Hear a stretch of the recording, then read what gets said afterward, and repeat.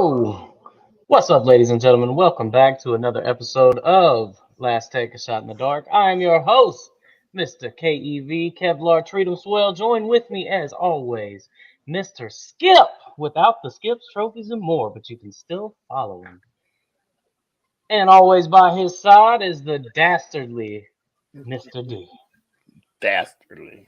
Yo, What's going on, people? What it is, what it ain't, what it gonna be. What's up, y'all say? Hey, What's up? what's going on, fellas? Man, what's up, man? people got their ass whooped this weekend. Yeah, we a lot gonna of start folks. with that? Is that just where we gonna start out? Hey, man, it was some ass whoopings passed out. Why not? Across the board. Fuck not. UFC 278. Well, I'm gonna go ahead and pull up this video that I had ready to go that just kind of showed a little overview of the main event and the co-main event. So let me get that rolling. Caught me off guard with that, Skip. Well, while he doing that, let's talk about how my weekend went. Car shows. I took my wife on a date Friday night. Then car shows. Tried to go to the movies, couldn't find one to see, so we ain't go to the movies. Car shows. Ass was passed out. Our fabulous moderator is fucking up. Come on, moderator. Hey, I'm trying to get to this ad so we don't have to watch it as a group.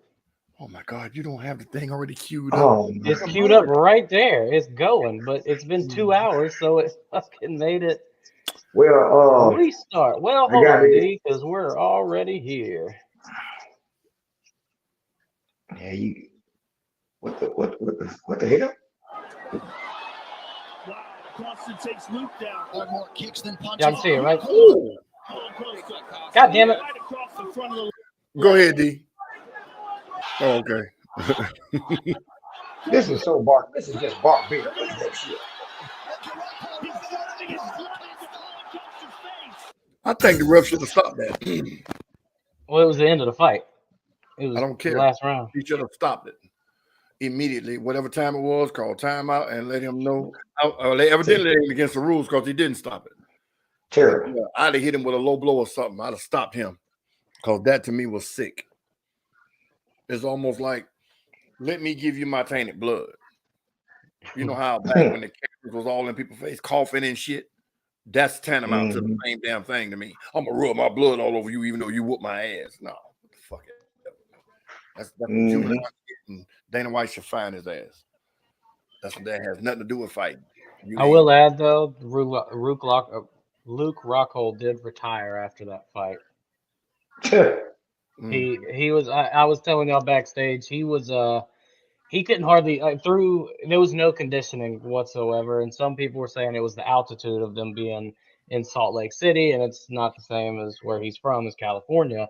But through about halfway into the first round, he was gassed. I mean, couldn't hardly stand up, was putting his hands on his hips, on his knees, mid-fight. Costa's swinging at him, and he's just like turned around trying to catch his breath. It looked horrible. See, now, I watch UFC, I follow it a little, but to me, that showed how weak and sorry that Costa is. This was a money grab for him. If he was in there with no shape at all, and he still went 3 rounds, you didn't knock him out. You couldn't hit a man that was tired in the first round. You garbage. So y'all are true fighters. It was a money grab for Costa, in my opinion, and Rockhold. And Costa is just fighting because he can. Because there's no way I can stand in front of a 400-pound man. He got his hands on his hip, and I can't knock him out. There just ain't no way. And you're a trained professional, and you can't do it. He ought to reassess his fighting abilities. Because no, motherfuckers that ain't knockout artists can knock a motherfucker out with their hands on their hips. But hey. Let's talk about your boy, the karate kick to the face. One hell of a He got caught slipping and got slapped. Now, for those who watched the fight, Kamaru Usman was in control, I'd say round 2 through 4. First round, Edwards came out strong. 2, 3, and 4, Usman had him. I mean, DC, Daniel Cormier kept saying, we were writing his obituary. They were just like, this is over. Edwards has lost this fight. And then it happened. Edwards fakes a left, comes with a right, and as soon as he came with that right, Usman ducked down left and got caught with a kick straight to the chin. And now, Edwards is the new welterweight champion. Now, it's not like he don't deserve it. It wasn't a lucky punch because he did put it together. But, and I'm not going to say he even let off the gas. It was just one of them things to where the best fighter won. You know, we can all sit here and say how great Usman is. You know, if Floyd Mayweather had a loss, nobody would have said how great he was. They'd have said it's about time because he can't fight no way. Usman, they're saying, oh, it was a great upset. The odds wasn't that much in his favor.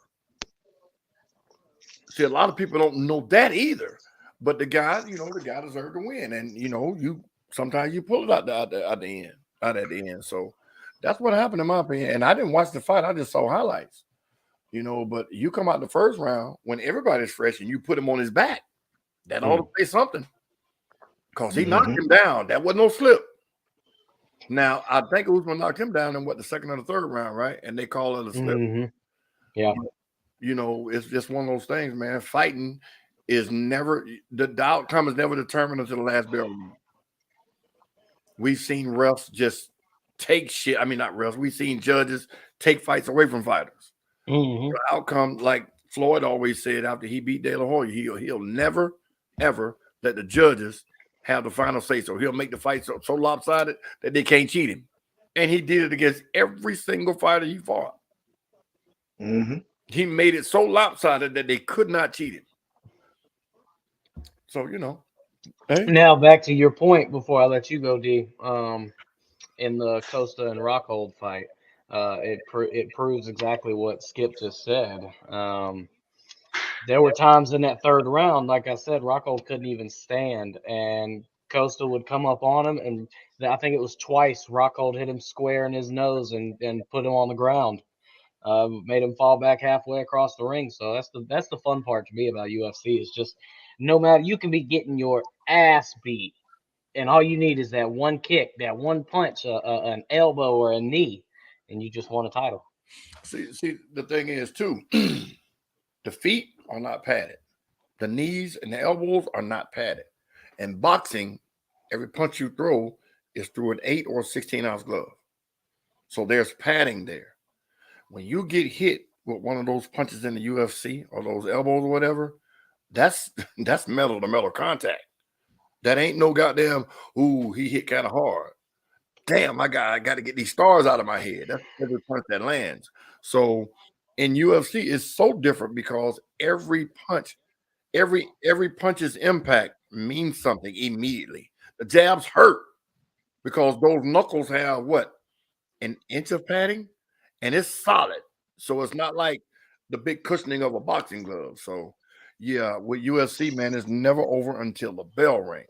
You know, so, yeah, that's what's up with that. I mean, and we've all noticed in all these fights, some of these champions come in overconfident.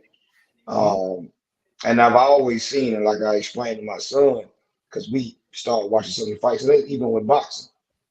Everybody got a kill switch. You are right. I mean, everybody got a kill switch. I keep telling him, and everybody got a kill switch. And I remember when Lennox Lewis was fighting and he was winning the championship, and you know, who was that?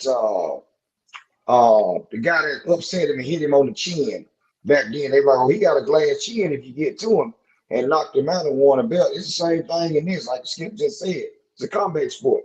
Ain't no padding on the knees, ain't no padding on the elbows, ain't no padding on the feet. And you get in there playing around. We seen Anderson Silva fucking around in there one time and got his ass clocked. And John Jones put his ass to sleep. You see what I'm saying? The same thing. Style Bender. He gonna, you know what I'm saying? And I like him, but eventually, as he get older, somebody gonna come after his ass. Oh, they He ain't got him gonna. on. He lost like a couple of last month. He got choked Mm-hmm. out. Yeah, he got choked out. Yeah, he got choked out about a So month ago. yeah, so you see, it's a lot of times when these guys get in here with this overconfident, I'm gonna beat your ass. I'm gonna do all this just like McGregor. Same thing with McGregor. He the baddest thing that was walking, notorious, all this bullshit, and that man got in there and got his number But and see, put that plate on it. but what people fail to realize about McGregor, he had lost already before all of this, the Mm-hmm. notorious shit. He wasn't undefeated. So Hmm. he had gotten his ass whooped, but you know that persona took over. And then he started beating people, and then his confidence got better. His fighting skills are really not all of that in the MMA, if you think about it. They just fought his game versus fighting their game because Nate Diaz fought his ass like a goddamn street brawl, Well, you got, slapping him and shit, you know. So well, you got to think too. On this level, it's usually not saying it's the same, but it's like they got the belt. So that means you got to come get it from me. All I got to do is try to defend and block and wrestle and take down and so forth or whatever. Now, when they hungry and they going after that belt, just like this gentleman here, he knew that his odds were not in his favor. He knew that. That's why I was so shocker when Cormier, what's your man name down there? Rogan, Rogan, commentator. Joe Rogan. Daniel Cormier, Joe Rogan, yeah, Joe Rogan. And when they showed him just, Oh! because they were shocked because all of them put their money on the champ. oh That's yeah, what they, that's what they promote when they do these pay-per-views. Even if you just not even an average watcher of UFC, how they promote it. You got to guys stand up here with the belt. I'm the man. I'm just that whatever. Every last one of these fights we see, along with the women, they get their ass kicked real quickly, they get snuck, hit, take down, blooded up, or whatever. And that other guy who we were just talking about, that was some barbaric, heinous shit right there. I don't think no, fuck that. but It wasn't been a problem. you're right, and you're right. But as Dana, as what is Dana White's role as a president? I know he's the founder, one of the He's the founders. owner. I No, no, think no, he just no, no, no, no, no. He sold them. Yeah, he just sold some. No, he Yeah, he been just sold them sold for a some. couple of billion, but he's the CEO, whatever his title is. He doesn't probably own it operations anymore. He might own the manager, percentage now, but no, he probably made head of operations or something. yeah. But he should find him. Part of that purse, he should have withheld part of that purse until they figured out how they were gonna find him for that. Because you watch, somebody will get a nasty cut right here where it's stopping the fight, and they'll do that and rub it in somebody's eyes or some shit, and something will happen. Mm-hmm. Now, I pray that he, safe and his blood is good and all that. But that to me was some juvenile ass, bush league ass shit. And I don't think there was 2 seconds left. They should have stopped it, stood him up, got a towel, wiped his face, and said, "Okay, now get back in position and finish the fight out." That's what should have happened. But like I said, evidently it's not against the rules. But Michael Hayes lost this weekend or whatever. MVP. I think it was last weekend. Yeah, he lost by decision. But, Also, when we were on Nate Diaz, he has a fight coming up on September 10th. He will be coming in against Khamzat Tamez. He is 11-0 and is one of the most entertaining welterweights that we have right now. So I don't know he's why gonna Nate beat the Diaz. shit out of Nate Diaz. He's gonna beat the shit out of Nate Diaz. I don't even know why Diaz is doing this fight. Money. That's the bottom line. Same reason why Rocco did it. Money. I'm not gonna get in shape because I'm gonna just stay away from him. I'm gonna slap him. I'm gonna taunt him, and they're gonna give him the championship, and I'm gonna ride off into the sunset. But that young boy gonna get his ass. That's what's gonna happen. Yeah, that boy's no joke. I watched his last fight, and it was over quickly. But they say that that Coastal boy that got the blood on his face, he's supposedly one of the best things smoking right now. Well, you got to think about it. You don't have that division is not loaded like it once was. Yeah. So it's easy to give somebody the best title smoking, the best thing smoking, when there's only 1 or 2, maybe 3 in each division that's worth talking about. So they got to put the hype on somebody so it could possibly grow. So like I said, Michael Venom Page, Israel Adesanya, Dana needs to go get them. They got the internet following the whole 9. Go get them. You know, give them a little bit of money to get them there. Once you get them on the contract, okay. But and that's where I think it's messing up. We got too many good fighters spread all out. You You're know, talking about all over the world yeah, or in because different there's a guy divisions? over at K1. What is it, K1 over in Mhm. Japan? Yeah. There's a guy over there that's knocking people out. Give that man a little bit of money and bring him on in here, man. They say they fighters. I know MVP want to come, but he don't want to come for no money. Israel Adesanya is in what? What? He's not UFC, is he? Yes, he's UFC Yeah. champ. Oh, he Yeah. is? Okay, cool. Mhm. Yeah, so Adesanya a beast, man. Yeah. Mhm. Well, I mean, I see that mainly Brazil dominates the UFC. There's Mm, more Brazilian mm. fighters than I think anywhere else. Well, yeah, but when you say dominated at one time, I don't think there was maybe one or two Brazilians holding belts. But now, all John Jones is John Jones. Mhm. Danny Cormier is retired. Mhm. No big name Americans are actually good. So I mean, well, Adesanya is good, and he doesn't he have a belt? Yeah, he's So he's ready was to a go. heavyweight champion. And he's what? African by way of England. Australian. New Australian Zealand. by way of England. So he's not Mhm. even American, but yeah, the Brazilians, that's you think about it, they fight anyway. Yeah. So yeah. It's what it is, man. I mean, if Dana White, well, he's already sold the company, so I think he's secure. But if he doesn't do something to get these names in here, then people are gonna start gravitating right back to boxing and the next big thing. I mean, you took them away, and Floyd really is what kept boxing afloat. Mhm.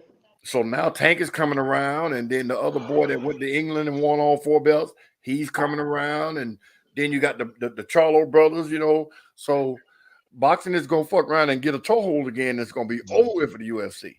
Yeah, boxing's got a lot of big names coming up. But yeah, Well, we'll go ahead and get into Dion. Deion Sanders made some comments about the Hall of Fame, basically saying that it's a free for all now. Um, so I'm pulling up his exact quote. I liked what he said. What he said, those heads can't be next to my head. They gotta. I need to be in the top tier. We need different colored jackets. He basically said all these things, taking a couple of shots, saying that some people don't deserve to be there. So Skip, do you think they need to change out maybe some of the criteria for the Hall of Fame? no, they change the criteria when they get ready. We already saw that with To. Hmm. So it's not the criteria that needs to be changed. It's the voters that need to be changed. Period. No sports writer should be voting on a Hall of Fame that they didn't play in. The Hall of Famers that are there should be the voters. The living Hall of Famers should actually have a vote. No writer, no sports writer on the planet can tell me what T.O. did not to be a first ballot Hall of Famer. That you put Marvin Harrison in before him. Mm. You put Torrey Holt in before him. Was it Torrey? No, it was Marvin Harrison. I'm sorry. Who can't hold a candle to T.O.? Who's been in trouble with guns? But he went in first ballot and T.O. didn't. So yeah, the one thing they should change is take all them votes away from them sports writers, all of them. If you don't have a yellow jacket, you shouldn't have a vote. That's just it. And then the only criteria that matters is stats. They claim you're not supposed to judge off the field activity, none of this other stuff, but that's exactly what they did with T.O. Because And you have the second best all-around stats ever at your position, and you're not first ballot, but you missed it 3 years? No. That's what they should change. Because they change all the criteria when they get ready. Randy Moss wasn't a first ballot Hall of Famer. Should have been. You see what I'm saying? So, you know, and then I read it, goddamn it, I meant to screenshot it. There are people in the Hall of Fame that only got in there because it was their last year. And not no major names, but one that comes to mind is played for the Redskins, not Richard Dent, Dexter Manley.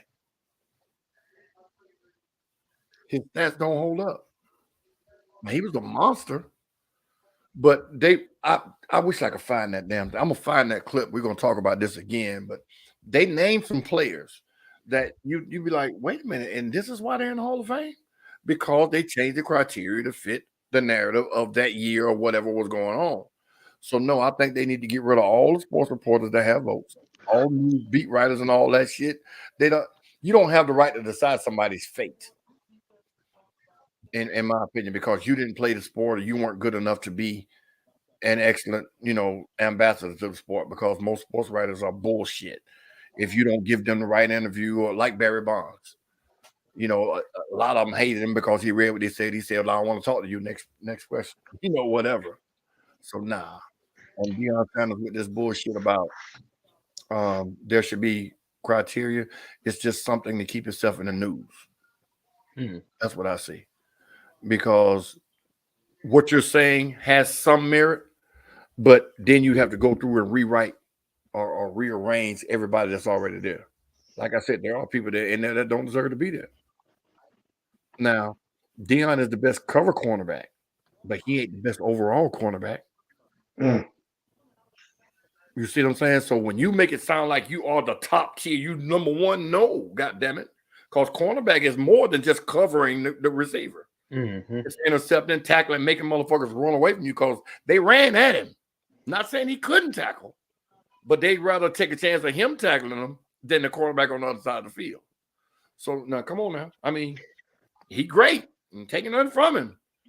But as far as best overall cornerback, no, he was not.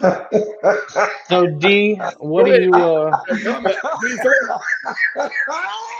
Oh shit! I need to ask a question. Go for it. Deion is cornerback one. Everybody knows that. It's just if ands and buts about it. He's the only cornerback in the history of the NFL that shut down one side of the field. And you are correct. Half of the field, and nobody would throw it. He shut it down as far as passing.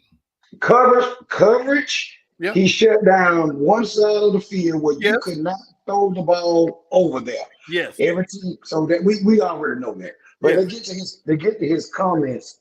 So this lackluster, if you want to say, Hall of Fame that we just had with some of the players that went in, Leroy Butler, Tony Baselli, and some of the others. Not saying shouldn't be there. See, so I'm trying to figure now. I've had arguments with people this week about when we brought this up. Some people say Tony Baselli was a beast in his position. I'm not arguing with that. In college. He was a hell of a player with the Jacksonville Jaguars. But as you look at it, Jacksonville Jaguars won shit. So that's what you have to go with. But at the same time, I understand where he's coming from, and I do agree with you. I do think Hall of Fame players should vote on it, not writers or sportcasters or whatever who have a vote that have personal issues with these guys. Because if you look back on it, a lot of these guys have had criminal behavior off the field, certain drug abuse, alcohol abuse, certain things they have had. But you can't take away what they did on the field. But they've been doing it. And they do it. Now, I do like the fact how Major League Baseball handle their situation. If they ain't got enough votes, and what I mean by that, votes. But if they ain't got enough votes for that year, they just don't have a Hall of Fame. They just don't have one. And we know they got some stuff going on with them and things over there, and that's two different sports. But I like how they handle some of their stuff when it comes to it. They don't see the criteria, and boom, they just don't have one. But the NFL, it's like they are letting a lot of players in that, like you said, T.O. should have been a first ballot. We know that. Randy Moss, so forth and so on. You know what I'm saying? Brett Favre had some off the field issues. He went in. First ballot. No problem. And we know others that have went in with issues. No problem. You know what I'm saying? So, hey, look how long it took Terrell Davis to get in, and some of his stats was a little bit better. John Elway wouldn't have 2 Super Bowls without that man running the ball for him. You see what I'm saying? Now, this is my personal opinion. I don't think Troy Aikman should be in the Hall of Fame. What did he do? He managed a hell of a football team. He was a game manager. Yeah, okay. Trent Dilfer was a game manager too. But see how different they are? No. Let me see how different they are. Trent Dilfer was told, don't throw no interception. We're going to win. That's game manager also. So you see the difference when you say game manager? So that's what I'm saying. So if you would have took in that era, in that time frame, you could have put somebody else on that team and did the same thing. Don't turn the ball over. Just think about this now. Think about this. Think about this. I'm finna get at you. Troy Aikman, Russell Wilson. Yeah. And Russell Wilson got better feet, better legs. There you go. And probably a stronger arm. They neck and neck. I gotta say neck and neck. Now you think about it. They should have 2 rings in Seattle. Because think about we know what went on, but look how that team was ran. It's a different era, but that's my opinion about anybody in the Hall of Fame. First player that come to mind is Troy Aikman to me, as far as what we seen going in. There's some others. It's some others. I mean, because he got 3 rings. I'm not mad at me. He's a quarterback. Okay, Terry Bradshaw. Should Terry Bradshaw got the stats to be? You see what I'm saying? He should not. But Terry Bradshaw he's had in the Hall. all world players around him on both sides. As you go through the eras of the Hall of Fame and start scaling back, you start looking at, okay, why is this guy in the Hall of Fame again? Joe Namath shouldn't be there. Well, hey, Skip, real quick. Dante Travis asked who you think DB1 is. Okay, and great question, Dante. And I'm not gonna say I misspoke. Well, I did misspeak when I said he wasn't the best cornerback, because we all know he is. And I don't think there's a cornerback out there better than him. But now when you say, okay, suppose it's somebody like the Ravens, where they might pass the ball 10 times a game. I bet you Deion don't shut down half side of the field then. That's what I mean. That's what I meant. If they play against the Ravens, what's the Ravens, like the Ravens of the day, or even when Trent Dilfer was playing, they didn't pass that ball, but maybe 15, 20 times a game.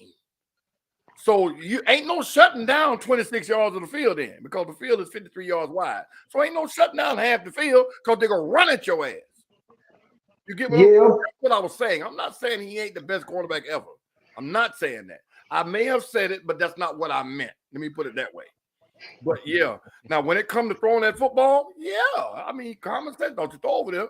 Now, it was a lot of quarterbacks did it, and some of them had success, but they didn't do it all game. So I get that.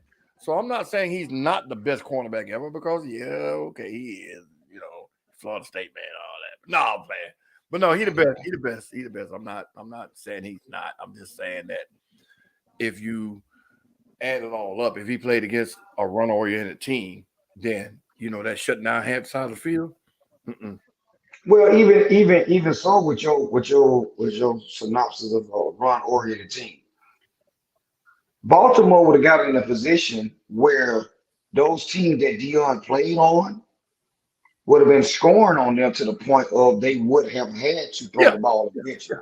So that's the whole concept. It would have changed the concept of the game, but just because of Deion, it would have been because of the offense he was with also. Yeah, the one-dimensional. So that's what I'm saying. Like, I don't know no other corner in the modern era of football to win defensive MVP. There's one. I'm sorry? Defensive MVP. Oh, no. You see what I'm saying? That's why, you know what I'm saying? You had the Rod Woodsons. You had the Jets for the longest. Darrell Reeves, he can't hold a jock to Deion. He can hold a jock to Deion. I'm just saying what he did after Deion. Well, you gotta think. He played in a zone coverage scheme defense, Darrell Reeves. It was Reeves Island, but they ran zone coverage. This is when they was comparing Reeves to Nundy out there before Nundy came to the Eagle. Nundy was a man covered corner. Reeves was a zone coverage corner. And that's like exactly just like you're saying. And at that time, we knew our pedestal was Deion Sanders with the big thing going. Yeah. So we had all these other corners come in, and we were like, okay, cover corner, zone corner, so forth and so on. And they were going back and forth because at that time they supposed to be in the 1-2 dogs. At that time, you can go back to some of the other ones that came in. Champ Bailey. Champ Bailey was a damn beast. Mm-hmm. You know what I'm saying? Darryl Green. Mm-hmm. And he was Darryl Green. And he was before Deion. You got Aeneas Williams that played. He played on the He played on the trash team out in Phoenix. He played for the Cardinals all them years, and then he finally got to play with the Rams. But it's a lot of guys, but everybody around the NFL is crying. That's all they know. Oh yeah. They all they know. And you Some got of a them game know. plan for him. So You got a game plan for him. I do understand his argument with some of the stuff, but some of the guys' stats, even when I looked up Leroy Butler's stats, and I had to take a step back. This man here, I was like, whoa, I didn't know he had some all pros on his resume and so forth as a safety for the Green Bay Packers. And then you go back and look at them Green Bay teams. He was kind of the hardest on that defense outside of Reggie White. Reggie, yeah. You see what I'm saying? He the next person in line behind Reggie White on that back end. Same thing when you put him in the category with the Ravens. Who was it? Ray Lewis, Ed Reed on the back end. Yeah, they had Suggs, they had Terragusa, they had some more players at different positions. Now that defense was a little different. I wouldn't use them as an example because they had some fire-ass defensive linemen. They had some other fire-ass linebackers that just wasn't good as Ray. But Suggs held his fucking own. Well, I'm saying that before Suggs, when they had, when Ray Lewis and before Suggs got there, because we had Peter Bolwell, we had Sarah Gooser, we had Corey Allen up there on the defensive line. Or Corey, I think it was, Corey Allen was on the defensive line, I do believe. Then you had Steve, what's up, boy? Look at Steve. You had some, you know what I'm saying? That Ravens defense of that year. Yeah, they brought in Ed Reed, and then you can see how that defense changed. Yeah, they drafted him. Because everybody don't understand it. Rod Woodson was on that Super Bowl winning defense. They had converted from corner to safety. Rod Woodson was a bad boy in his day. Yeah, in his day, but on that he was on his way out the door. He just happened to be. Yeah. But I'm just saying, you know what I'm saying? They had Chris McAllister, Corey Sawyer played on that team. So they had some dogs on their defense. You know what I'm saying? That was an overall defense like the 49ers, 94 49ers had Hall of Famers across the board. And for Dion to integrate himself on that team and become defensive player of the year in 1 year playing with them, that's a hell of an athlete, sir. Yeah. Hell of an athlete. I ain't never took away his athleticism. But hell of an athlete. So, I understand some of this conversation. He's shitting on a lot of people. For him to say he just let anybody in, especially this Hall of Fame class, he's shitting on them. And go ahead. And some of the ones that's already in there. I'm quite sure they know that their stats don't hold a candle to a lot of people that's in their position. So for him to make that statement, and they would let anybody in, this class should feel offended, and some of them don't really deserve to be there. But yeah, what about everybody else that's in there that's still living? I want to say that you hear Shannon. Shannon made the same comment too. He's saying in their circle, just like we having this conversation, how they sit back and have a conversation, and that guy know, hey man, they got you in his back door. He said they know around their circles who they're around. I mean, if you think about it, if you really think about it, man, it's like, whoa, how they gotta get in there? Well, yeah. Favoritism. I like you, so I'm gonna vote for you, and then I'm gonna get my friend to vote for you because we really need to have a Hall of Fame class. They're not at baseball's level, but then baseball, they're doing their own thing over there too. And again, when you got sports writers and people voting that write about teams day in and day out, there's always gonna be some bullshit.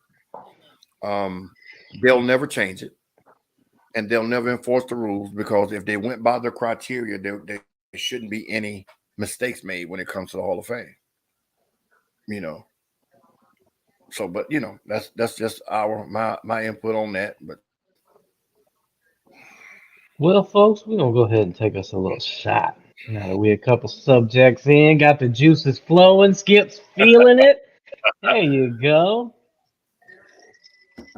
But anyway, damn the Hall of Fame.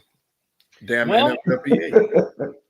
Damn them all, and somebody who might be saying that same thing is Lamar Jackson. He has given the NFL. He has given the NFL a week 1 deadline to figure everything out, but the exact number for the contract. Man, yes, I'm sorry, the Ravens, but the exact you fucking up. The exact numbers have not been released yet, but ESPN's Jay Glazer said that the offer was bigger than what Kyler Murray got. Exactly. So but they're stuck on the years now. Lamar and his mom. Kyler's making average what it averages out to over 7 years, $46 million a year. Deshaun is making 46.2 a year if you average it out. So there's like $200,000 difference when it averages out. But Kyler has a 7-year contract. So Kyler Murray has a 5-year contract. Who has a 7-year? Deshaun? One of them have a 7-year contract, I believe, right? I think it was Deshaun. Deshaun got the longest tenure. Yeah. Right. So whatever it is Kyler is a 5-year, 230 million with 160 million guaranteed. Oh, okay. But I think this. We can sit here and say he deserves what Kyler got. I think he deserves more than what any one of those two quarterbacks got because he's done more than they have. He's won more than they have. So we can sit here and say, oh, he ain't got the arm that Deshaun got. Or he don't do this because Kyler do it a little better. The man got a fucking MVP. When you build your resume up, that's how you get paid at your fucking job. Mm-hmm. The bottom line. So the Baltimore Ravens are dragging their feet. And I think it's this. His mom is not a fucking agent. She's acting as an agent so that money can stay in-house. That's just my opinion on that. Without the professionalism that an agent brings and the little small, minuscule stuff in a contract, this is what's holding them up. Mm-hmm. They're worried about numbers versus everything else that comes along with it. Incentive-based stuff, upfront pay, back-end loaded contracts, all of that. I don't think she has the verbiage to be an agent. I get it. You don't want to pay them a third of your fucking money. Oh, I understand that. But get some counsel. You understand me? Pay him a couple of million to come on and tell you what you need to do and how you need to say this and how you need to word it. That's what. Oh, I'm sorry, y'all. My door just open. But that's what I think the issue is with him not already being signed. Because the Ravens know they're building the team around him. There's only 1 or 2 quarterbacks in the league that you can plug in with the Ravens. And bad as I hate, well, I ain't gonna say bad as I hate to say it. None of them are white.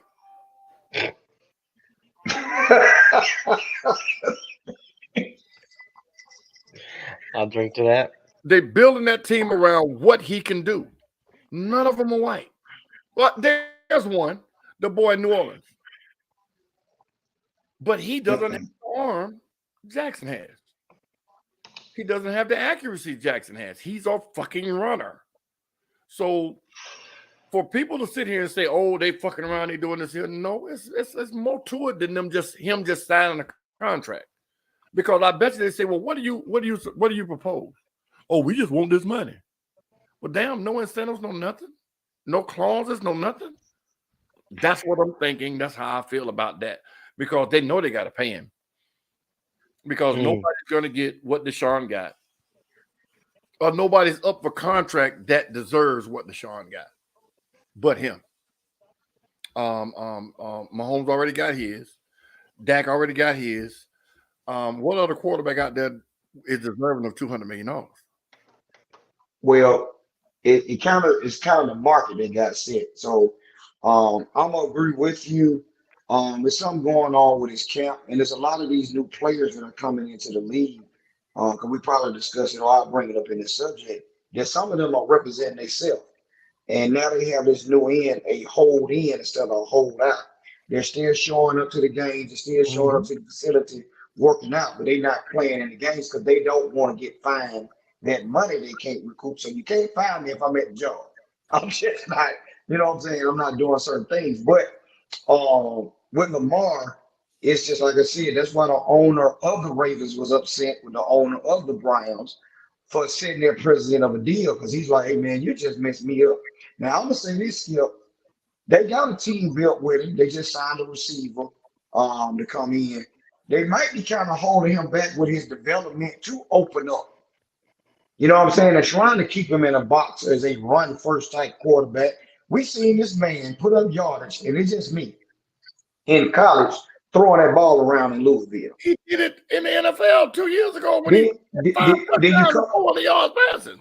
that's what I'm saying. Then you come in Do the same thing that you were doing in college. Still throw the ball around because you just didn't get the MVP off of running around. You did a whole lot. You take him off that team turned into a dumpster fire. We know that. They just trying to work out the particulars of how much money he gonna get up front, what's what.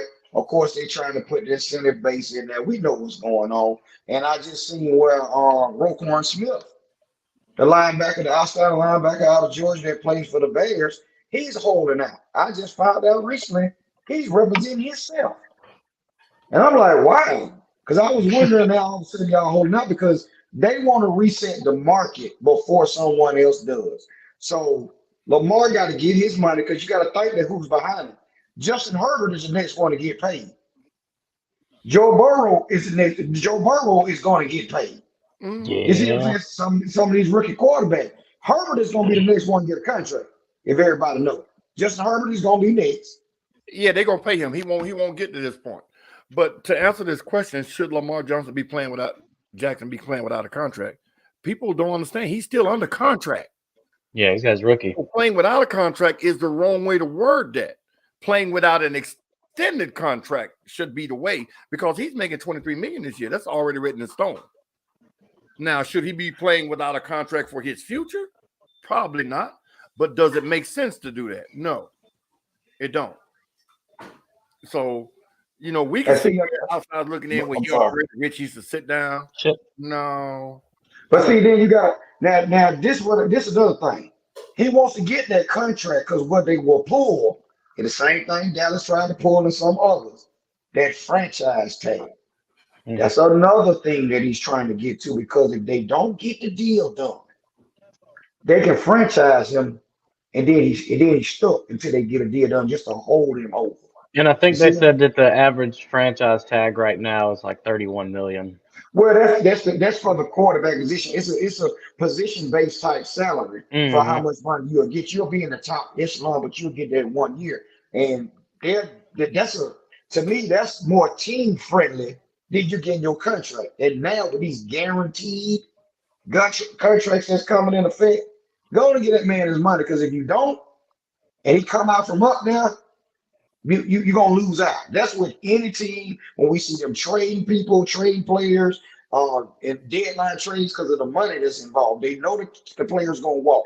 Look at Tyreek Hill. Tyreek had a deal in place with Kansas City. He said he could get more money going to the Miami Dolphins. It was a deal in place for the Jets for more money. He turned that down. You know why?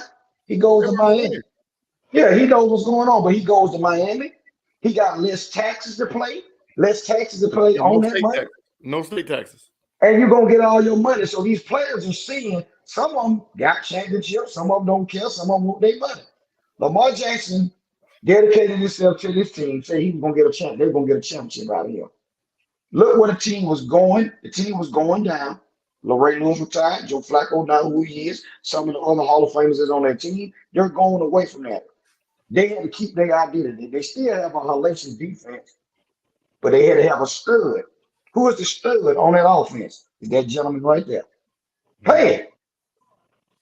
And I think they want to. It's just, in my opinion, it's knick-knack stuff. If I think, and this is just me thinking, I don't know because I'm not there, never been an agent. But if the Ravens say, hey, we'll give him $47 million a year for 5 years, let's sign it.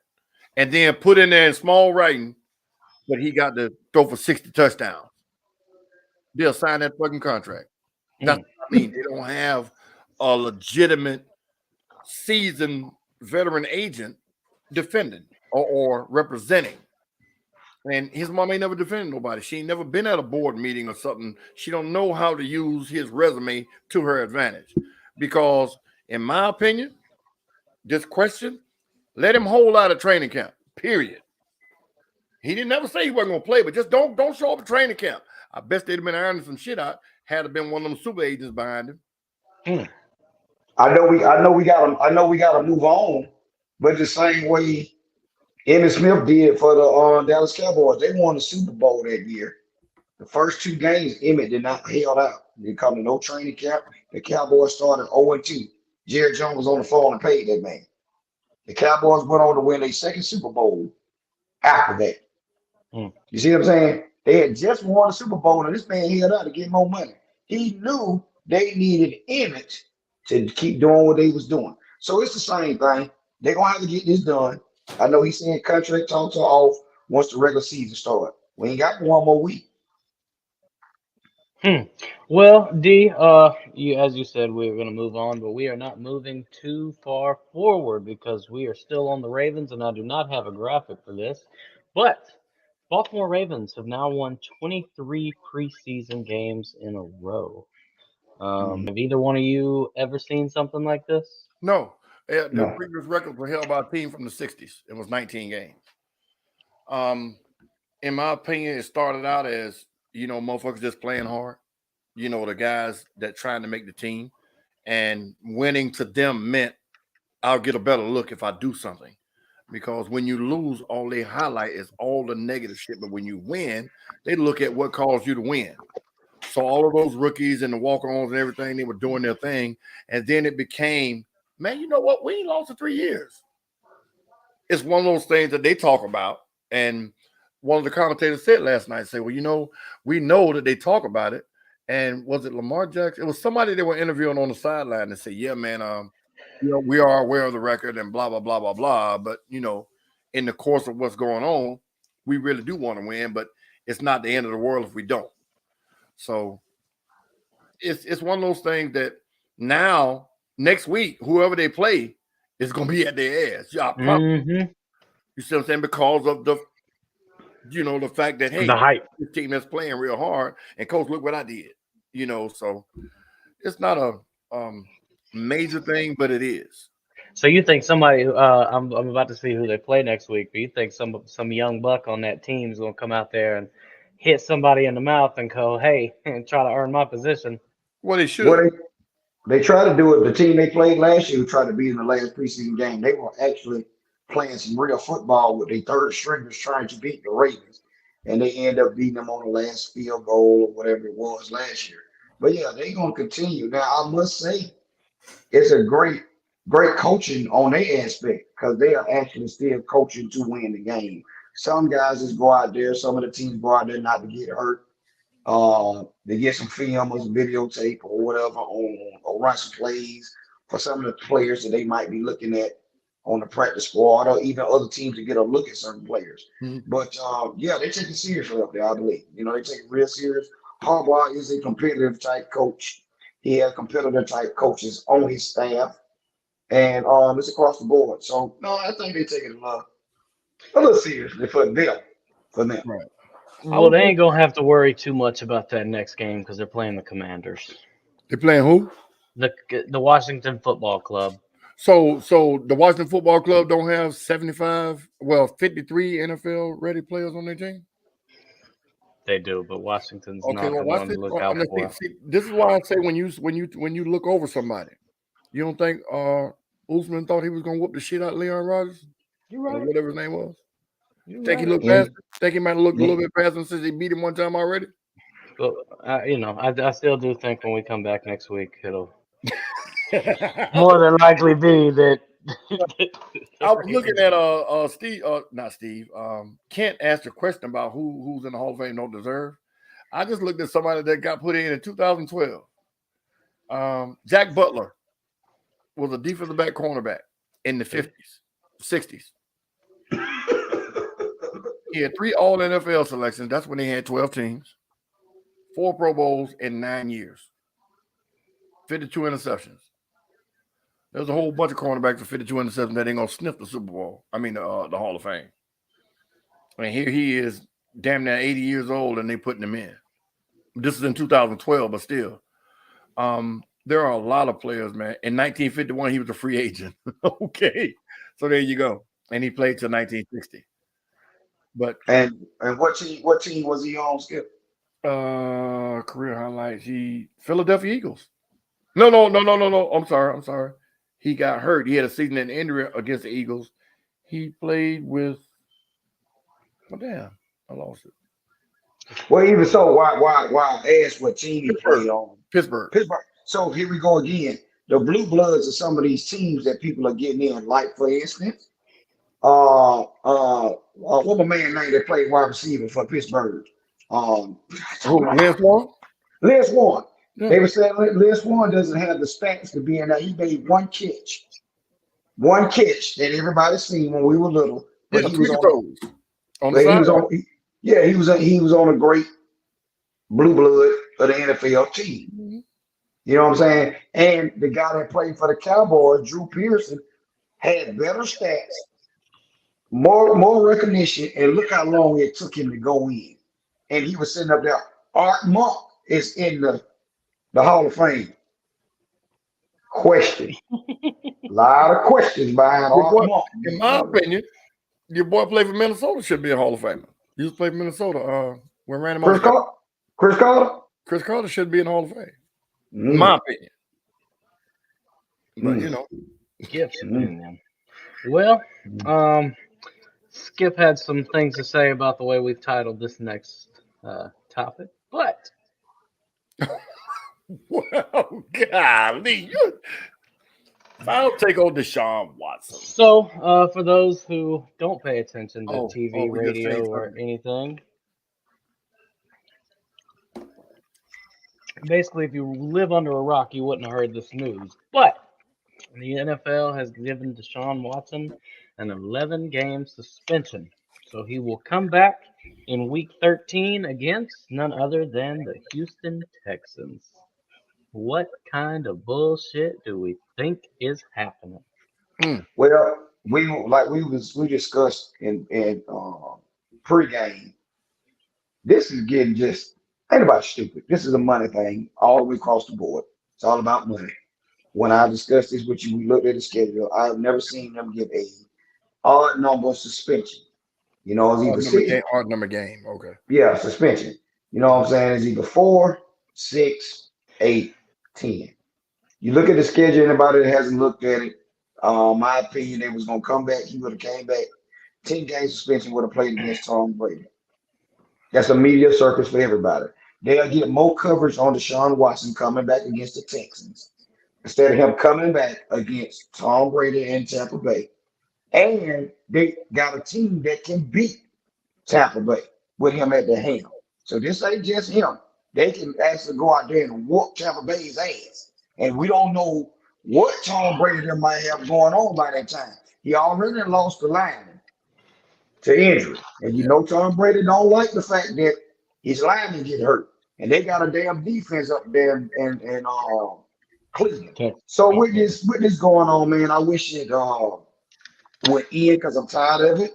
But at the same time, they're still giving him flack for the interview that he had. He's still saying he's maintaining his innocence. Now they want him to go to classes and get some psychological help and go through the steps. And they asked him, "Well, you still maintaining your innocence? Why you whatever?" Man got $240 million in the bank. Look, if I got to take $10 million, five of y'all, five. Let's get this out the way because that's his agent and the franchise talking. Like we talked before, they didn't did their homework from the time they traded for him. They knew the backlash, and look at it. He went to a small market type team in the Cleveland Browns. You see what I'm saying? Think of the circus that would have been here with the Falcons. Think of the circus that it would have been at some of the other teams that was after him. He would have been a Falcon, in my opinion, if Cleveland didn't come with that guaranteed money because he was already on the contract. He was making $40 million under that contract he was in, Mm-hmm. but he got paid. That's where the backlash come from. I wanted to be over with. This man can move on with his career. I hope the young ladies can and the NFL can too. It just we have been talking about this for over 2 months now, but we can't get no coverage. And I'm gonna say this again because I'm an advocate of it. We can't get any coverage on that lineman whooping that girl's ass and putting a dog chain around her neck and telling you call me king. I'm sorry. I have a problem with that.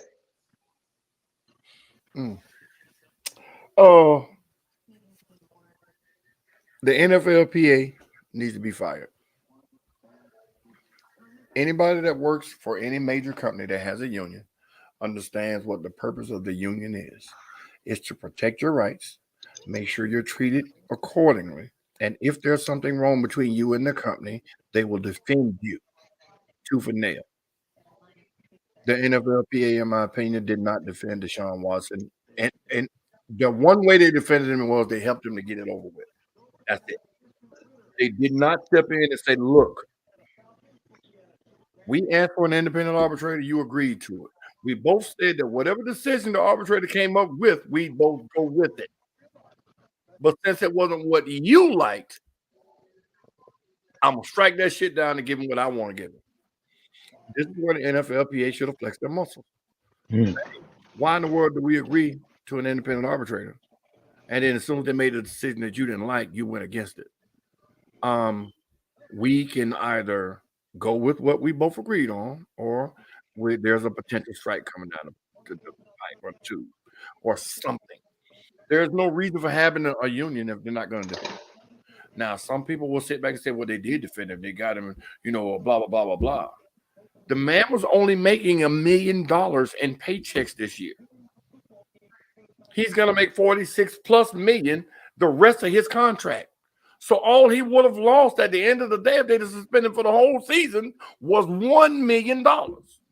So you let them fine him $5 million and up the suspension 5 more games for why? Because y'all gave him absolute power. A lot of people don't understand what that means. Roger Goodell has complete and 100% say-so in what goes on in the NFL with no oversight. Whatever he says goes, that's it. There's nobody to overrule him, nobody to make him go back and change it, because the NFLPA agreed to it when they hired him and paid him $44 million. No other NFL commissioner had that. So y'all already started off wrong by giving him something that I don't think he asked for. But now you can't do nothing about it. So that union, to me, is straight bullshit. They wouldn't get another dime out of my check. And hey, Skip, just to clarify, the owners of the NFL are the collective is the team owners, correct? Mm-hmm. Okay. Yeah, they hired him and gave him absolute power, and the NFLPA agreed to it. So yeah, but again, as a union man, like I said, I've worked with a union before, under a union before. So if people don't understand what it is, man, they are your lawyers. They are your backbone. They're your backup in case something happens. And to me, they dropped the fucking ball. They just stood there and said, well, that's a big dude. We ain't going to fight him. What do you have to lose? But, that's my opinion on that. So, Deshaun, come on back, do your thing, man, and show out when you get back. Yeah, I mean, and then you got to think too. That's like the Browns would have jumped out like game busters with him at the helm. We already said they were missing the quarterback and the situation. I mean, we would have had this first game with the Browns. So since we found out that somebody is the starting quarterback against them, they former quarterback, just think about the media circus there. Just think about the media circus there. You got the former quarterback coming back that couldn't do shit with the team. Then you got Deshaun. You got Deshaun at the helm. This game one now. Deshaun at the helm with this controversy around him. That's why I say a lot of this stuff is parody in the league that they try to sell and do things. They don't want the negative image with it. They want the positive image with it. So we still gonna have the same for game one. We still gonna have the media blitz with the Cleveland Browns and Carolina Panthers, because it's gonna be all about Baker coming back to play against his former team. You see what I'm saying? So, go ahead. And as you go on down the list, each team they play against. You see what I'm saying? Each team they play against, whoever they come in town against, if they play 49ers, Cowboys, Eagles, Giants, whoever, every commentator is going to have from the opposing team, well, their quarterback, XYZ, their quarterback, XYZ, let them get out the gate 1-5. It's going to be his fault. It's going to be his fault. See, they don't swing that narrative too, Skip. Well, yeah, I mean, it's always a narrative when I don't want to put race in this. It's always a narrative when you're not the pick. I'm gonna say that because it was never Baker Mayfield's fault. It was Odell Beckham's fault. It was the coach's fault. And then when you got everything you needed and got Odell out of there, you shit all over the place. You see what I'm saying? So when you're not the pick, Baker Mayfield has been famously said has more commercials than he has touchdowns. He's the pick. You see what I'm saying? He's everything that everybody wants. But this is the guy. He's going to do this, and we're going to give him everything he needs, and we're going to win. And it didn't. So Deshaun Watson was never the pick because the Texans, I guess they realized when they said, well, he's not going to sign back with us, they traded away on the top 5 receivers in the fucking league. Because of Deshaun Watson, he was one of the top 5 receivers in the league, and you traded him away. He was under contract. So that right there told me that was a sinking ship. So Deshaun saw that. Y'all trying to sabotage me, but you going to pay me, and I ain't going to play. And here come the allegations. See, you can always make a conspiracy theory out of everything. Everything you can always spin it and twist it to make it to what you want it to be. None of this shit didn't surface until he said, I don't want to be here. Trade me. I'm not playing. Allegations. I mean, and I totally agree, because if you look back, if we want to look at the Texans, like Skip just brought up a real point. The guy that was the head coach, first of all, he had a problem with D-Hop and his entourage and his mother and all these people coming to the game. He was your best player before Deshaun Watson got there. Mm-hmm. You know what I'm saying? Nobody was complaining about J.J. Watt getting hurt every year. When they was winning divisions, couldn't make it out the playoffs and all this thing. Deshaun Watson gets drafted, comes in, that team wins arguably 4 division championships under his hand. Mm-hmm. You trade, and like we've always said, when I tell you guys this, a black quarterback never has weaponry around him. He has to go out there, run around, and make the team better in some kind of way. This young man had people around him, Kenny Stills, some other fast receivers, Will Fuller. You know what I'm saying? He had a running back. So you trade your all-pro receiver for nothing, for peanuts. The man still goes out there and throws for 4,000 yards with nothing. With nothing. Pro, no trouble, no controversy. Only thing he said is, hey, y'all ain't finna do nothing. I don't want to play. Get me up out of here. Yeah. What's wrong with that? Everybody else does it. But he's the first that got paid, and then the next year said, I want out. I want out. So, hey, he got out. They tried to put him in the get out, and this is where we are. The get out movie. They tried to bury him like they bury every. Well, I mean, they did to like that, at the end of his career too. So you ain't gonna play for us? We just gonna hold you. Who was it they did like that this past year? Held him, Cam Newton. Cam Newton, yeah. They held him until after all the teams had backup quarterbacks. Then they released him. God, that's some bullshit. That's the kind of shit make you kill somebody. You playing with my livelihood. Especially after Carolina brought him back. Well, let's go. Since we're talking about, and I know Skip, you hate this, but conspiracy. Let's say that the Browns do come out and they're fucking 2-9 by the time that Deshaun gets back in. What's the narrative then? What can if Deshaun were to come back and win out the rest of the season, what can you say to him? Well, Cleveland will be proven right. They'll be proven right by giving him that money. If he comes back, they could be 0-11. If he comes back and win the next 6 games, we were right in giving him that money. Look what he did halfway through the season without any relationship with the receivers and everything else. Just coming back in with a week's worth of practice, because I think it's the off week when he comes back, right? So he'll have that week of free practice, and then no game in 12 weeks. Yeah. So if he wins half of the games, they were right. You see what I'm saying? So now the question is, if they're 9-2, He deserves to be the quarterback. There's no ifs, ands, or buts. The quarterbacks they have can't hold a candle to him. But will they say, you know what? Hey, man, thank you for the 9-2, but Deshaun back. That's where the controversy is going to be because he's going to start. Well, Jacoby Brissett is going to be the starter.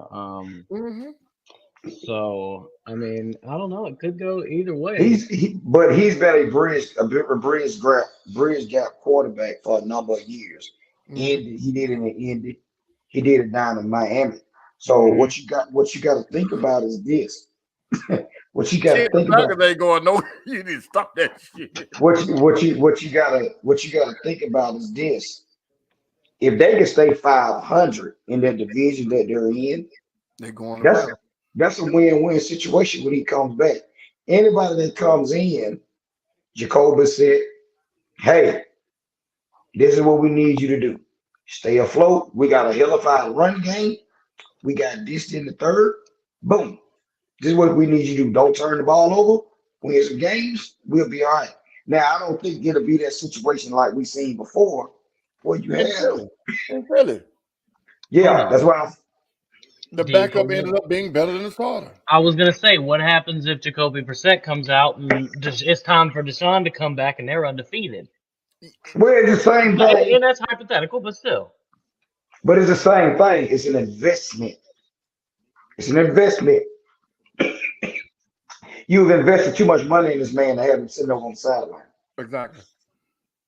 And just bottom line. On top of that, what Brissett will do and can do is improve his stock the same way your boy did in Philly. And in Washington. Set himself up. When they kept franchising him because they didn't want to pay him. And made him the highest paid quarterback in the league 3 years running, franchising him. Then he go get all his money and now he just a quarterback. You see what I'm saying? The backup in Philly took him to the Super Bowl and won. Then he came right back as a backup again the following year. He got hurt. He took him right back to the playoffs. So his job, like D said, is to get in there, stay afloat. If you happen to win, good job. But just know that this is not permanent. Regardless of how good you do, there's no chance of you winning the starting position. So as a journeyman backup, or what was the word you used, D? What kind of backup did you call him? Bridge gap. A bridge gap backup. Know your role. I like that word. So because if you 9-2, 2-9, we didn't completely tank. Good job, man. But if he's 500 or better, next year he going somewhere else. He will not be back up in Cleveland next year. That's another issue. That's Circle Lake. I heard a guy say that Cleveland need to right now trade somebody and go get Garoppolo. I don't think this should be the move. Because you finna give up, because who you got to give up to get a San Francisco? Kareem Hunt. Why would you do that? Why would you do that when you have invested? So you have that type of money invested in one position. Garoppolo's coming in, he'll be a day one starter while this man is out. You're gonna lose him at the end of the year. At the same time, Kareem Hunt is playing on another team. Because that's the only other asset that you have. Because you done gave up all your draft picks. Ain't like that. There's nothing there. So that's saying that you thinking Brissett can't hold down the fort. Run the ball, don't turn the ball over. Trent Dilfer, like Skip was saying earlier, we got a good defense. We can skate through and win some games. The thing is with the Browns is they ain't been winning shit. If this was a different type of franchise, then we can hit the panic button. You see what I'm saying? They bringing in all these players from other teams. They have built a nucleus of young players. They have played their top tier corner. They have played Myles Garrett. They have played some other players. They brought in, we got Amari Cooper on the outside now. They got all these different players. And Joku at the tight end. So they have a nucleus of a team. They were just missing this piece. And they play in a tough division. The thing too, Pittsburgh technically supposed to have a down year. Pittsburgh got better coaching though. Of course. Got better coaching. But see, they got an identity. Pittsburgh has an identity. You got Baltimore. They have an identity. Like Skip was saying. There you go. The problem is it's some Cincinnati Bengals. They They freaked everybody and went to the Super Bowl. You see what I'm saying? They freaked everybody and went to the Super Bowl. Now we looking at, okay, we got the Browns saying, hey, we got to make a move because now we finna be the laughing stock again. The laughing stock again of the thing. So this is where we at. That's going to be a tough division also. Right. But you just said the key thing in all of that. Cleveland does not have an identity. You know Pittsburgh going to run that ball down your throat, then they beat you over the top. You know Baltimore going to run that ball down your throat, then they're going to run that ball down your throat, then they might throw a couple of passes. They have an idea. Cleveland has had so many coaches that they can't iron down one thing. Now that they have a nucleus, like you said, Deshaun Watson was the final piece in the year. It was all the bullshit. But, yeah, once they get established and they start bringing in players to back up these all-pro linebackers and these all-pro cornerbacks, they're going to be the next Baltimore Ravens. I think they're, because you think about it, the Baltimore Ravens are the Cleveland Browns. You know, that's where they came from. So yeah, you get an identity, man. You get a coach that can stick and stay and improve year after year after year. It won't be long before that division. And I'm gonna tell you this: I thought this was gonna happen not too long ago. They're gonna split these divisions up. They're gonna start taking teams out of one division, put them in other. You watch. You let this division with Cleveland in to get strong, and they got damn good teams. Well, you got to think now. Back in the day, along with the black and blue division of the Green Bay and when the Bears and Green Bay and all them was in one division, this central division has always been tough. Mm-hmm. It's always been tough. So, you know, you can look up now with the extra added playoff team. And when we get into next week, we'll probably get into it, our division picks and so forth and just whatever. Mm-hmm. Right now, the AFC West is the strong division in the AFC, in my opinion. Look at what you got. You got. Skip, stay with me. Kansas City, the Raiders, San Diego, and Denver. You got 4. Buffalo's division. Who's all in Buffalo's division? The Patriots, the Jets, and the Dolphins. Okay. The Dolphins are down. Yeah, so you see what I'm saying? So there you go. So that's what I'm saying. Right now, the AFC West is the most competitive division on that side of the fence, where the NFC is going to be the NFC West. Same thing. No, I'm reading what both said. Cleveland been drafted top 10 for 15 years. Stop selling me the Browns. Well, the Falcons been drafted in the middle of the year, but y'all keep sticking with them. Now, how about that? Falcons also just had to kick a field goal on the 2-yard line. So, yeah, but on the 2-yard line, ain't no way in the fuck a field goal on the 2-yard. Field goal from the 2. See that right there. I hope you're watching this on your TV while you watching us. The fuck you kick a field goal on the 2-yard line in preseason? Who does that? The Falcons. The Falcons just did it. We talking about preseason. Your kicker don't need to prove his fucking self. Are you kidding me? That's coaching. No identity. That's exactly what we're talking about. The Falcons weren't either because the one they was in, they wasn't there. Again, as we have been talking about, and we talk about NFL teams, anybody know the history of NFL teams? You know, we got young Kev in here. We go around and look at every team. Everybody has an identity. Since Bo want to bring it up, can you tell me what the Falcons' identity is?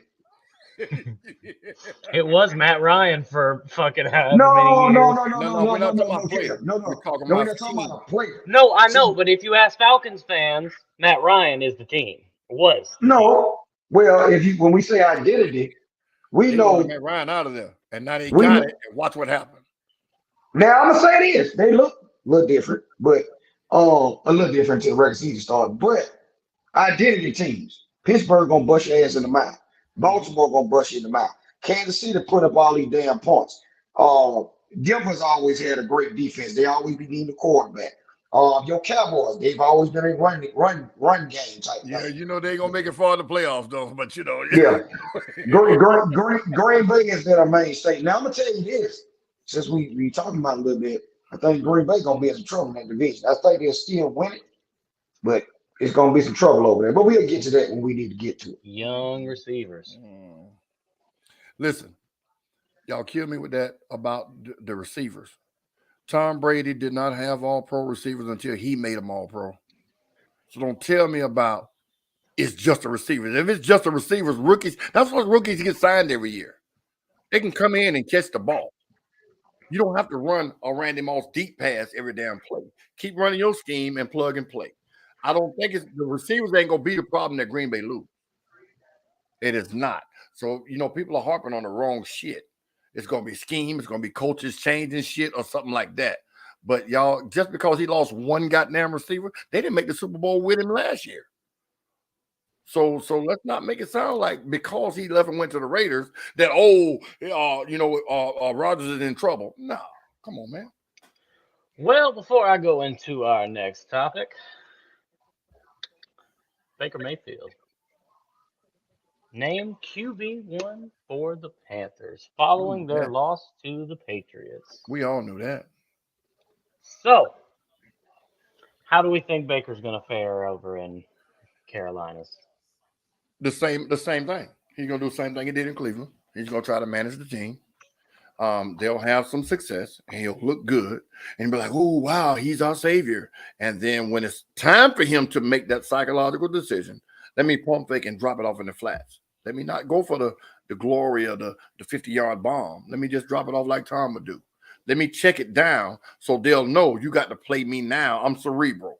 He's not that. Baker is not cerebral. In college, he looked like all world. He was going to do this. But now you're playing against 11 professional athletes every single down. And he's going to look average. But they'll win some games that they shouldn't. They'll lose some games that they shouldn't. And it'll be, well, Baker needs some more tools. That'll be the topic. He doesn't have the tools they had in Cleveland. That's why they're not winning. It'll never be his fault. I'm going to say this. The Carolina Panthers go as McCaffrey in the backfield go, the running back. Yep. But I mean, he go down, that he's 90% of their damn offense. Team's over. You know what I'm saying? It's been like that for the last 2-3 years. Mm-hmm. Even when Cam came in when he was a rookie, they've never had a lot of weapons around. Now I'm gonna tell you, Matt Rule gonna fuck around and get fired. Mm-hmm. The shit he did with Cam, he should have fired his punk ass. He gonna fuck around and get fired, and it's gonna be the same old shit. You've given up draft picks. You got 2 first-round quarterbacks on your roster out the same draft, the number 1 and the number 4 in the same draft in the first round. You got on your team. You can't get them over the hump. They always had a tough defense and things of that nature. But if McCaffrey gets hurt, I don't see Baker taking him to the promised land. He's not a Mahomes or Deshaun Watson, my boy Allen up there in Buffalo, Aaron Rodgers, any of these quarterbacks that can throw the ball around. But all those quarterbacks you just named can run.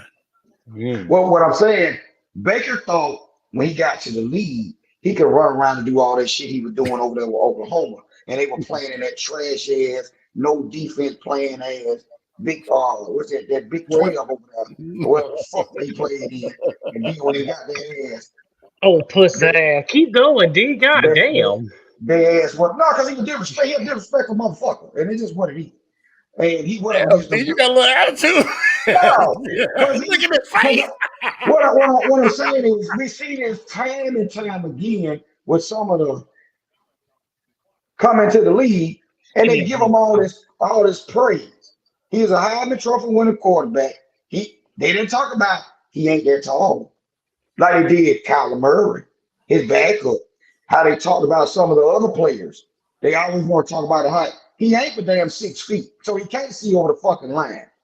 He tried to run around, and then he realized real quickly when they broke his damn collarbone up there. He is faster than me. These 300-pound D tackles are running 4.8, and you run 4.8. Yeah, that's some scary shit. You know what I'm saying? Now, when you were doing your pro day, well, you get paid as a quarterback, Cal, throwing that post corner. That's what quarterbacks get paid off of. Dropping that ball in that fucking hat 15, 20 yards down the field. Yeah. See, he didn't have that, he couldn't get that ball out. There's no way that you got Odell Beckham, Hall of Pro Bowl tight end that came from the Falcons, Austin Hooper, 2 all-pro running backs. And y'all, He used to play for the Falcons. He was all pro when he played for the Falcons. Went to the Pro Bowl. He had Njoku, Austin Hooper, Kareem running Hunt, back tandem. Chubb, Odell Beckham, and he had my other guy, Landry. This was his offense. Y'all must have one playoff win in 3 years of you being there, but you the number one pick. They would have ran anybody else out of goddamn time. Look at the years. Look how they did Alex Smith. Alex Smith didn't have shit out there in San Francisco. He was getting beat up. Went to KC, had success, started winning. So here we go again. Matt Rule gonna get his ass fired. Carolina, if not, gonna probably have a bad year. I'm just being honest. They might be in the running to pick that boy out of Alabama next year, or the guy in Ohio State, because they're gonna have to get them a quarterback because they invested too much money there. Well, no, because Baker signed. Baker has what, 3 years on his contract left? 2 or 3 years, right? I think he might be gone. Well, what about the other quarterback? He Donaldson, he's gonna be gone. That's why they did this. Donaldson's gonna be gone too. Both of them came out. Think about Skip. They got drafted 3 years ago. They probably got a 4-year contract. 4 You know, or it's gonna 5. I think it's 4 or 5 first rounders. I think they get 5-year contracts, don't they? So I mean, He got a 4-year contract with Cleveland. see. Okay. So now you done trading. Yeah. So now y'all got 2 quarterbacks on the rosters and make a break here who y'all want to invest time in. They can't cut neither one of them because they gave up draft picks together. Nobody want to trade for them because they ain't did shit. And I'm gonna tell you that Donaldson boy, he got dead in the headlight syndrome from all them hits he took up there and with the Jets. He done. Yeah, but I get what you're saying, but you know they're gonna get and I call this the Detroit Lion syndrome. Now, our other former host before you, D, he's a Detroit fan. He hated anytime I talked about Detroit. But look at what Detroit was known for when Barry Sanders was there. First top 3 picks, 3-4 years in a row. They drafted 3 fucking wide receivers. Wide receivers wasn't y'all fucking problem. Y'all need a line. And that's what Carolina's going to fall into if they start going after quarterbacks like that.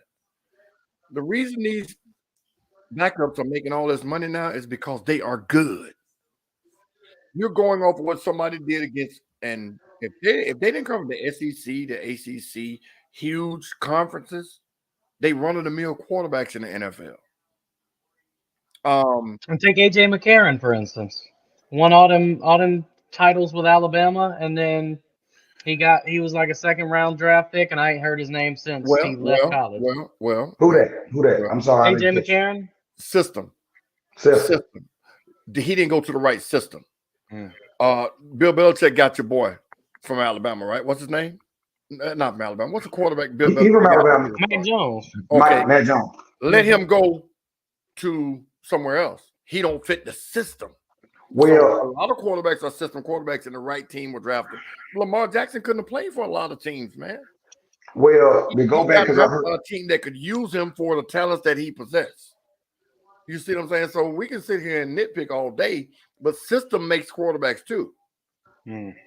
Steve Young was in Tampa Bay and didn't really do nothing. Sat on the bench behind Joe Montana. He's an all-pro Hall of Famer. You see what I'm saying? So system. Who was it? Nick Foles? Like the Nick Foles that they called like the best backup. And I think he's going to end up with that title. He's been the best backup quarterback ever. He came in and took you to a Super Bowl, won it, and took you back to the playoffs, damn near to a Super Bowl again as a backup. He goes so. Backup has done that. He go well. No, he go. Yes, it was. Remember, Skip. Jeff Hostetler did it with the Giants that year in 90. 2 years running. What? Jeff Hostetler? 2 years back to back. But he went to the playoff. But what I was finna say, he took them to that Super Bowl and they brought Phil Simms back in. You remember this when they won in 90. But to go back to your AJ McCarron thing, AJ McCarron got brought into Cincinnati when he got drafted.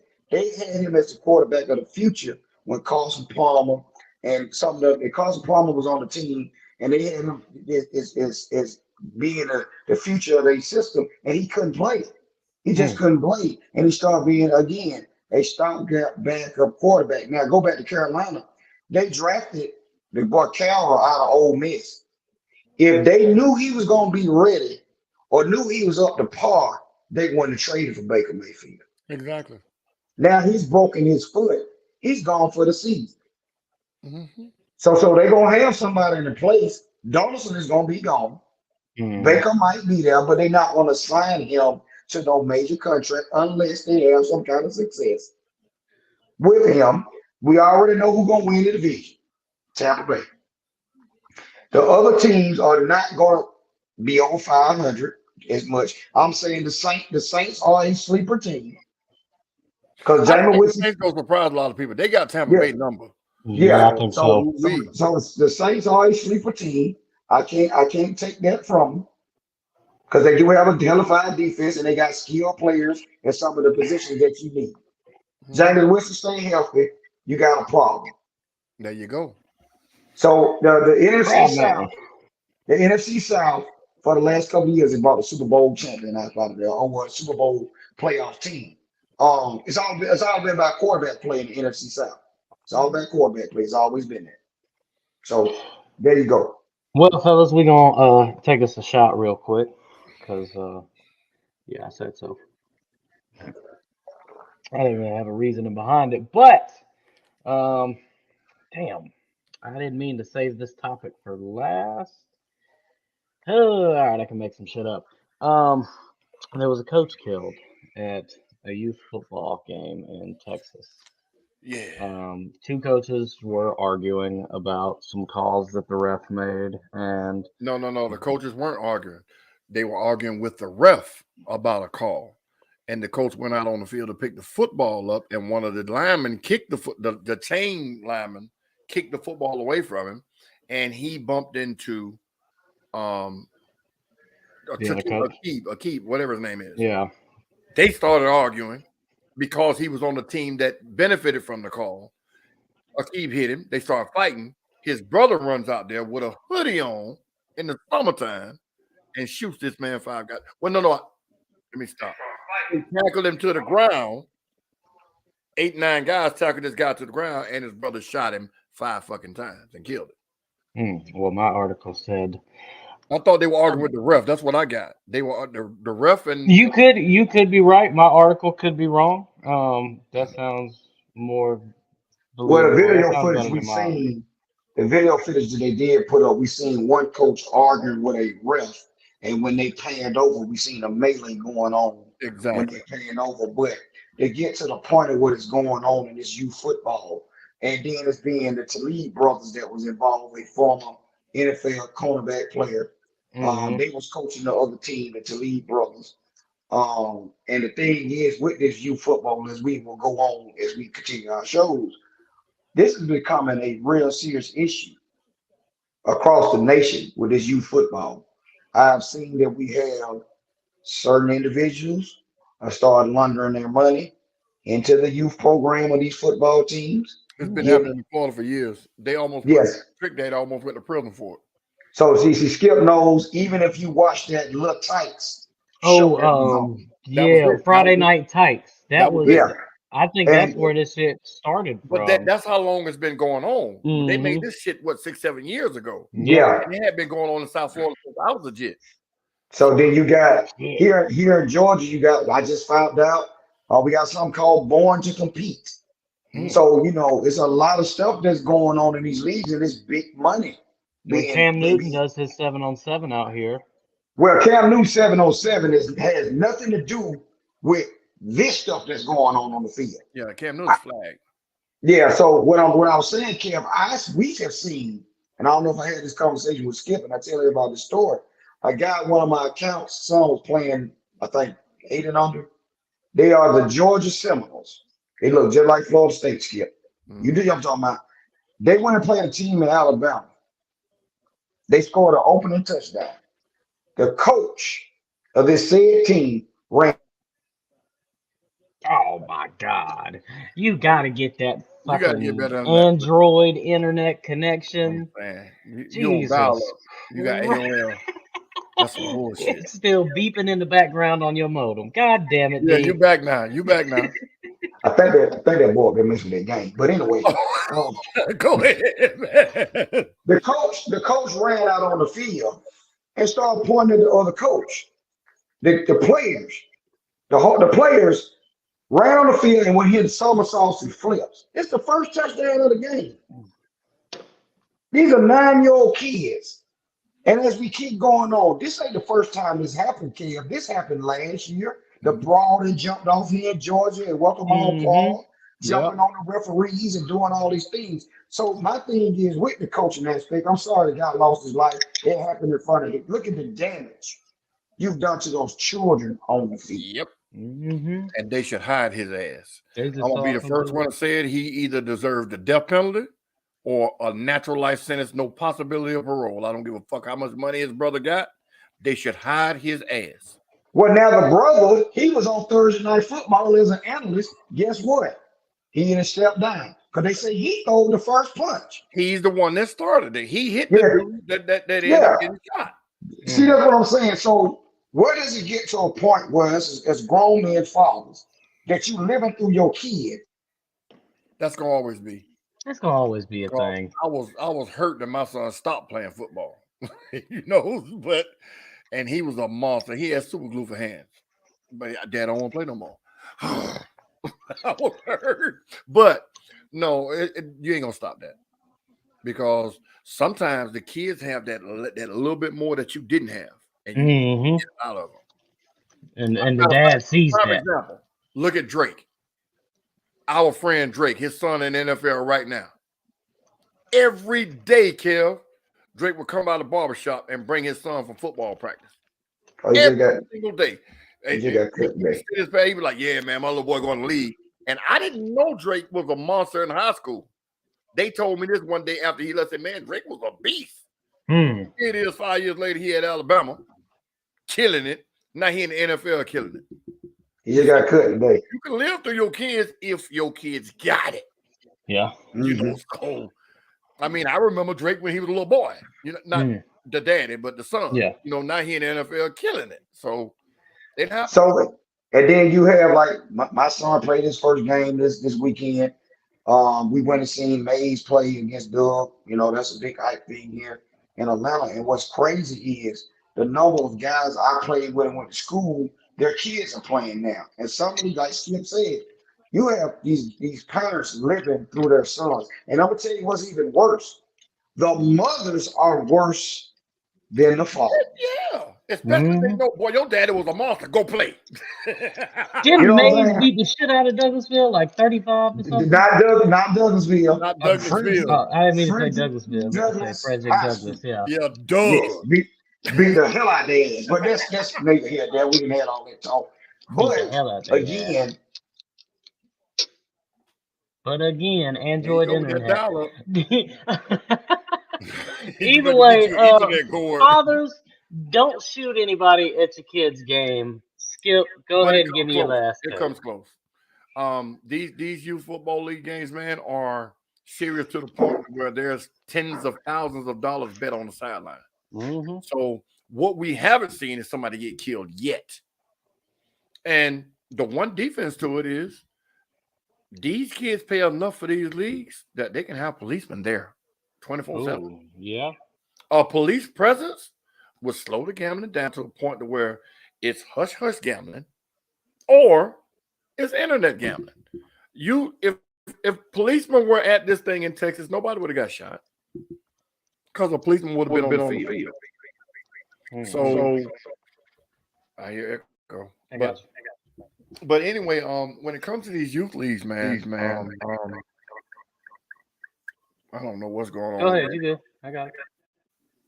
But when it comes to these youth leagues, D, quit unmuting yourself, man.